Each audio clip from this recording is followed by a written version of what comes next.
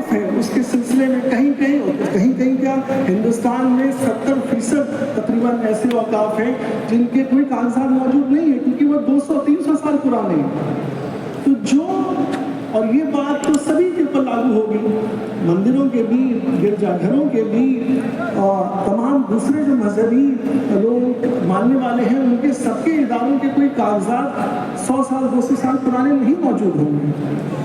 آج انہوں نے ڈیفینیشن کے اندر کیا کیا کہ یہ وقف بائی یوزر کو انہوں نے کہا کہ اس کو ہم ہٹا دیں گے،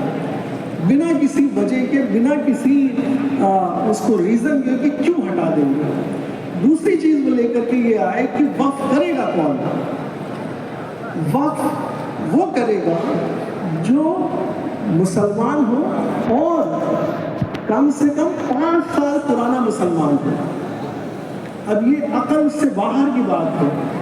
کہ جب کوئی شخص کسی بھی مذہب میں داخل ہوا یا اس مذہب کا ہے، اس پر مکمل طور پہ اس کے سارے اختیارات اس کو حاصل ہو جاتے ہیں، تو آپ اس بات کو کیوں لائے کہ جو مسلمان ہو اور کم سے کم وہ 5 سال پرانا مسلمان ہو تبھی وہ وقف کر سکتا ہے۔ 2013 کا اس سے پہلے جو پروویژن تھا وہ یہ کہتا تھا کہ کوئی غیر مسلم بھی اس کو کر سکتا ہے، کیونکہ بہت سے ایسے راجا تھے جنہوں نے مسجدوں کو، درگاہوں کو، جو مسلمان نہیں تھے لیکن انہوں نے پیشکش کی، جائیدادیں دی، ریاستیں دی، جاگیریں دی اور اس کو استعمال کیا گیا۔ اب انہوں نے یہ شرط لگائی ہے کہ وقف کرنے والا مسلمان ہو اور کم از کم 5 سال پرانا مسلمان ہو تبھی وہ وقف کر سکتا ہے۔ پھر وہ آگے چلتے ہیں کہ یہ وقف جب ہو گیا اور اس نے واقف نے یہ کیا تو وہ ایک شرط بھی لگاتے ہیں کہ اس کی جائیداد اسی کی ہونی چاہیے۔ تو یہ بات تو بنا کہے ہے کہ جائیداد تو اس کی ہوگی ہی، اس کو آپ یہ کیوں سمجھتے ہیں کہ جائیداد اس کی نہیں ہوگی؟ تو اس کا مالک ہوگا تبھی تو وقف کرے گا۔ اور بنیادی بات وقف کے سلسلے میں یہی ہے کہ لوگ اپنی ثواب کی نیت سے، امید سے، صدقہ جاریہ سے، اپنی ملک سے اس جائیداد کو نکال کر کے اللہ تعالیٰ کو دے دیتے ہیں اور اس کا مالک اپنے آپ کو مالک کی حیثیت سے ہٹا دیتے ہیں، بلکہ مالک کی حیثیت سے اللہ تعالیٰ کو وہ پیش کر دیتے ہیں۔ تو اس کے بعد نہ حکومت، نہ کوئی بورڈ، اس کا کوئی مالک نہیں ہے، اس کا مالک اللہ تعالیٰ ہے۔ اس بنیاد کے اوپر انہوں نے ایک نئی شرط ابھی رکھی کہ جتنے بھی وقف ہیں موجود فی الحال اس وقت ملک میں، ان کو بھی اگلے 6 مہینے کے اندر، قرآن خاصہ اگر یہ بل پاس ہوگا، جیسے ہی 6 مہینے کے اندر موجودہ جتنے وقف ہیں ان کو بھی دوبارہ سے اپنے آپ کو درج کرانا پڑے گا۔ اب آپ سوچیں کہ یہ کتنی بڑی ایک قوالت پیش قرآن خاصہ آئے گی کہ ہندوستان بھر کے جتنے بھی اوقاف ہیں وہ 6 مہینے کے اندر اپنے آپ کو دوبارہ سے درج کرائیں، اور اس کے اندر بھی انہوں نے شرطیں رکھی ہوئی کہ کیا کیا شرطیں ہونی چاہیے کہ جن کو وہ پورا کرے۔ اب ان شرطوں کو آج کی تاریخ میں پورا کرنا ممکن ہی نہیں ہے۔ تو یعنی گویا کہ وہ مقصد شاید یہ ہو گیا کہ یہ 6 مہینے کے اندر جب درج نہیں کر پائیں گے تو وہ اس حیثیت سے، وقف کی حیثیت سے فارغ ہو جائیں گے کہ وہ وقف نہیں رہے گا، کیونکہ آگے چل کے انہوں نے ایک اور شرط یہ لگائی ہے کہ اگر آپ نے 6 مہینے کے اندر یہ رجسٹریشن اور یہ درجی پورٹل کے اوپر اور بورڈ میں نہیں کرائی تو آپ پھر اس کو اپیل بھی نہیں کر سکتے۔ یعنی کہ آپ کو پہلے تو 6 مہینے کے اندر لازم کیا کہ آپ اس کو کریں، اور اگر آپ اس کو نہیں کر پائیں گے تو پھر آپ اس کو اپیل بھی نہیں کرتے۔ جب جیسا میں نے کہا کہ یہاں کے اوپر کوئی کسی کی ذاتی جائیداد نہیں ہے، بلکہ وہ جائیداد تو اللہ تعالیٰ کو پیش کی گئی ہے، اور اس کے تمام لوگ، تمام مسلمان اس کی خبرگیری کرتے ہیں، اس کا خیال کرتے ہیں، اس کی فکر کرتے ہیں اور اس کو برباد ہونے سے بچاتے ہیں۔ جو تو گویا کہ قانون کا مقصد وقف ایکٹ کا اس کو محفوظ کرنے کا تھا، بچانے کا تھا، یہاں کے تک جو شرائط سامنے آ رہی ہیں اس سے لگتا ہے کہ مقصد اس کو ضائع کر دینے کا ہے۔ پھر انہوں نے ایک نئی کیٹیگری بنائی کہ گورنمنٹ پراپرٹی، یعنی سرکاری جائیداد اگر کسی کو یہ لگتا ہے، کسی سڑک چلتے آدمی کو یہ لگتا ہے کہ یہ جائیداد جو ہے وہ سرکاری جائیداد ہے، تو وہ درخواست کلیکٹر کو دے گا، اور کلیکٹر صاحب کو جب یہ درخواست آئے گی تو وہ اس کو طے کریں گے، مگر وہ جب تک طے نہیں کریں گے تب تک وہ سرکاری جائیداد مانی جائے گی۔ یعنی کہ جن جائیدادوں کے اوپر پہلے سے سرکار کا قبضہ ہے اور وہ بطور انکروچر ہے اور اس کو موجود ہے کہ وہ اس کے اوپر قابض ہے، تو وہ کوئی بھی درخواست دے اور کلیکٹر صاحب اس کو اگر ڈکلیئر کر دیں کہ سرکاری جائیداد ہے تو وقف کے زد سے چلی گئی، اور اگر نہیں بھی کریں اور اس کو صرف لیے بیٹھے رہیں، اس پہ کوئی فیصلہ ہی نہ کریں، جب تک چاہیں کہ فیصلہ نہ کریں تو بھی وہ وقف نہیں مانی جائے گی۔ یہ اس کے اندر سرکاری جائیداد کا ایک نیا انہوں نے شروع کیا۔ پھر آگے چلیے، ہمارے یہاں جب جائیدادیں ملک میں کوئی بھی لین دین کرتا ہے تو اس کو ریونیو ریکارڈ میں درج کراتا ہے، راجسو میں اس کو درج کراتا ہے۔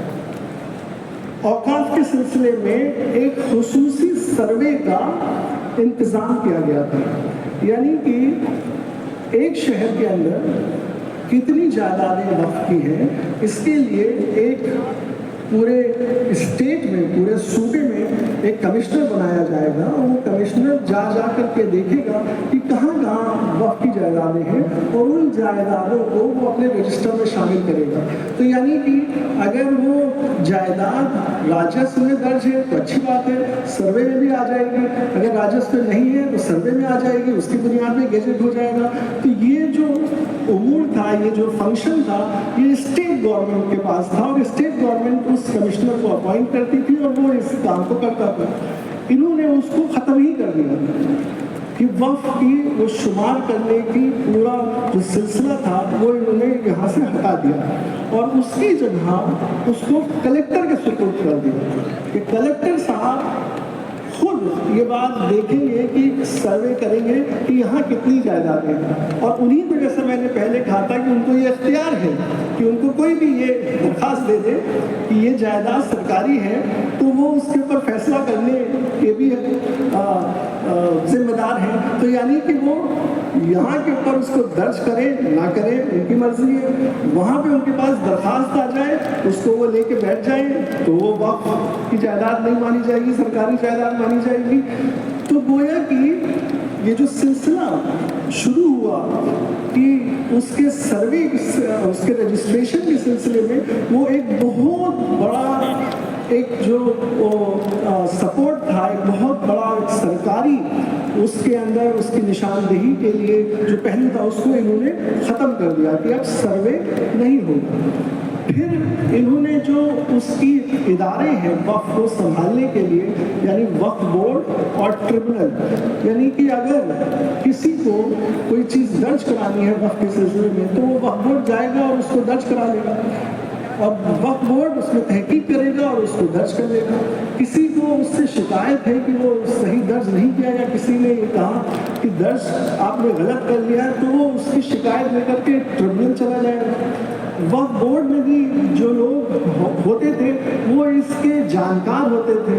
اور وہ کیونکہ یہ ایک مذہبی امور ہے تو اس لیے وہ مسلمان ہوتے تھے کہ اس کو سمجھتے تھے، اس کی نالج ہوتی تھی۔ جو ٹریبونل ہوتا تھا یعنی کہ اس کے اندر جو ایڈیشنل ڈسٹرکٹ جج یا جو ضلع جج کے لیول کے لوگ ہوتے تھے، اور اس کے اندر بھی مذہبی قانون جانکاری رکھنے والے لوگوں کو شامل کیا جاتا تھا، وہ ٹرائبونل بھی ہوتا تھا۔ ان کا یہ کہنا ہے کہ یہ جو درج کرنے کا جو سلسلہ ہے، ایک تو یہ بورڈ کے پاس سے جا کر کے اب کلیکٹر کے پاس جائے گا، اور یہ جو بورڈ بنا ہے اور جس کے اندر مسلمان ممبر ہوتے ہیں وہ اور چن کے آتے ہیں، تو وہ چن کے آنے کا الیکشن کا سلسلہ ختم ہو گیا۔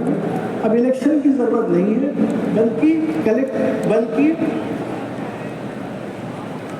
بلکہ سرکار، صوبے کی سرکار نامینیٹ کرے گی، یعنی اب چناؤ انتخاب نہیں ہوگا، صوبے کی سرکار جس کو چاہے نامینیٹ کر دے۔ حضرت نے کہا کہ اس کے اندر 2 غیر مسلم شامل کرنا لازم ہے، لیکن جب آپ اس کو گہرائی سے دیکھیں گے تو وہ تقریباً میجورٹی اس کی غیر مسلم کی آپ نامینیٹ کر سکتے ہیں۔ یہ جو وقف بورڈ ہے صوبوں کے اندر جو اس کو دیکھتے ہیں، سنبھالتے ہیں، ان کے اوپر ایک سینٹرل وقف کاؤنسل ہے جو دہلی میں رہتی ہے، اس کے ممبرز بھی بنائے جاتے ہیں، وہ سب مسلمان ہوتے تھے، اور وہ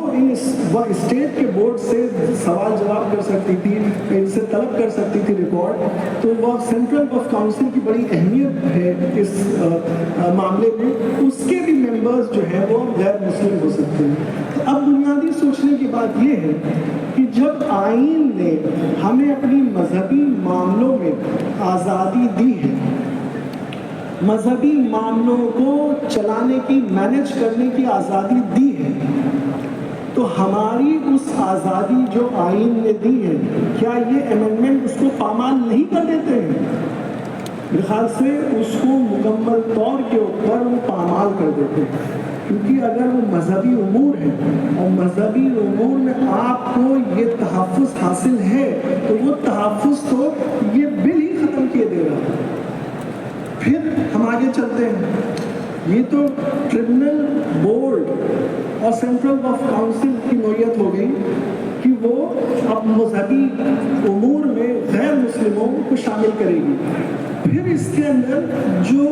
متولی ہے، اس متولی کے سلسلے کے اندر یہ حکم ہو گیا ہے کہ اگر بورڈ یا کوئی اس کا افسر ان سے کوئی بھی مطالبہ کرے گا اور وہ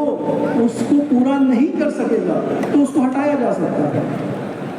یعنی وہ کیا مطالبہ ہوگا، وہ اس کو کیا مانے گا، تو یعنی متولی کی جو پوزیشن ہے وہ بالکل ضبط ہو گئی ہے۔ حالانکہ واقف کی منشا اور متولی یہ ہمارے وقف کے امور کے ایسے حصے ہیں جن کے ساتھ چھیڑ چھاڑ کرنا پھر ہماری مذہبی آزادی کے ساتھ چھیڑ چھاڑ کرنا ہے۔ یہاں کے اوپر 3 ایسے پروویژنز تھے جو مکمل طور کے اوپر، چونکہ یہ مذہبی امور اور اس کے سلسلے میں بنا قانون ہے، تمام دوسرے بھی مذہبی جو قانون ہیں، جینس کے ہیں، سرداروں کے ہیں، سکھوں کے ہیں، ہندوؤں کے ہیں، ان میں بھی یہ موجود پایا جاتا ہے کہ لمیٹیشن ایکٹ کا، کہ یعنی کہ اگر کوئی ناجائز آپ کی زمین کے اوپر ایک لمبے وقفے تک رہ رہا ہے تو وہ اس کے اوپر مالکانہ حق، اس میں اپنا حق جو ہے وہ دعویٰ پیش نہیں کر سکتا، بلکہ وہ اس سے دستبردار رہے گا اس چیز کو پیش کرنے سے، اور یہ جو قانون جو امور ہے یہ اس کے اوپر اوور رائڈنگ ایفیکٹ ہوگا۔ انہوں نے کیا کیا کہ یہ جو ایک زمانے سے لمیٹیشن ایکٹ کا، یعنی آزادی کے بعد ہمیشہ سے لمیٹیشن ایکٹ کا جو بینیفٹ تھا وہ انہوں نے اس کو بنا کسی وجہ کی، اس کی کیا وجہ ہے اس کو انہوں نے ہٹا دیا۔ دوسرا، یہ جو ایویکوی پراپرٹی جو لوگ ہندوستان چھوڑ کے پاکستان گئے ہیں اس کے سلسلے کے اندر بھی اگر وہ وقف ہے تو اس کے اندر ایویکوی پراپرٹی کا قانون نہیں لگتا تھا بلکہ اوقاف کا قانون چلتا تھا، وہ بھی پروویژن انہوں نے اپنی مرضی سے ہٹا دیا۔ تیسرا، انہوں نے یہ ایکٹ، اگر یہ جو، چونکہ یہ مذہبی امور کا قانون ہے، اگر یہ کسی چیز سے ٹکرائے گا تو یہ اس کے اوپر فوقیت رکھے گا، نہ کہ جو قانون جس سے یہ ٹکرا رہا ہے وہ اس پہ فوقیت رکھے گا۔ یہ بات بھی انہوں نے ختم کر دی۔ تو 3 بنیادی جو اس کو پروٹیکشن تھے، دفاع تھی جو موجود تھا، وہ تینوں انہوں نے مکمل طور کے اوپر ختم کر دیا۔ تو اگر پورا ہم لوگ شروع سے اس کو دیکھیں تو اس کی ڈیفینیشن میں، اس کے رجسٹریشن میں، اس کے بعد اس کے معاملات کو طے کرنے میں اور اس کی دفاع میں جتنے اس کے شعبے ہیں ان تمام شعبوں کو انہوں نے مکمل طور سے ہٹا دیا، اور اس کی کوئی وجہ نہیں بتائی کہ انہوں نے کیوں ہٹایا۔ اس لیے جمعیت علماء ہند کا یہ موقف ہے کہ اس کی کوئی ایک بھی ترمیم قابل قبول نہیں ہے، اور لہٰذا اور لہٰذا مکمل طور کے اوپر خارج کر دینے کے لائق ہے، اس لیے ہم مجبور ہیں اس کو خارج کر دینے کے لیے، اور لہٰذا اس بل کو ہم مکمل طور